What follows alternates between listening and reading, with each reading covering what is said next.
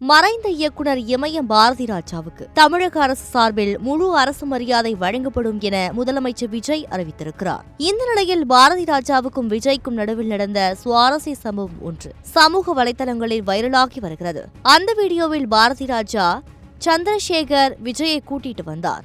உன்னுடைய கிராம படத்தில் நடிக்க வேண்டும் என்று சொல்கிறான் என் மகன் என்றார். எனக்கு தோணல, இந்த பையன் வேண்டாம், நீயே உன் மகனை வைத்து ஒரு படம் இயக்க வேண்டியது தானே என்று சொல்லி அவர்களை அனுப்பி வைத்து விட்டேன். இன்று நம்பர் 1 ஹீரோவாக இருக்கிறார். அவரிடமே சொல்லியிருக்கிறேன், டேய் நீ வேண்டாம்னு நான் உன்னை அனுப்பிட்டேன் என்றேன். நீங்க ரிஜெக்ட் செய்தது இன்னும் மைண்ட்ல இருக்குன்னு சொன்னா விஜய் என பேசியிருக்கிறார். இதே போல கடந்த 2020ஆம் ஆண்டு பாரதிராஜா விஜய்க்கு பிறந்தநாள் வாழ்த்து தெரிவித்திருக்கிறார்.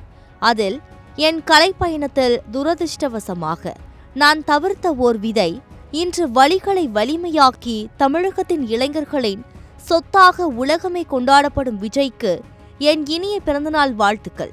காதலாகட்டும், நடுத்தர குடும்ப கதாபாத்திரமாகட்டும், நையாண்டி நக்களுக்கான அந்த உடல் பாவனை, நடனத்தின் நளினம், சண்டை காட்சிகள், துணிச்சல் என அதிலும் மேலாக கோடிக்கணக்கான ரசிகர்களை உலகம் முழுவதும் ஈர்த்து வைத்திருக்கின்ற வெற்றியின் வி என்ற முதல் எழுத்தாக கொண்ட விஜய்க்கு 46வது பிறந்த நாளில் எல்லா சிறப்பும் பெற்று நீடூழி வாழ பாசத்துடன் வாழ்த்துகிறேன் என வாழ்த்தியிருக்கிறார்.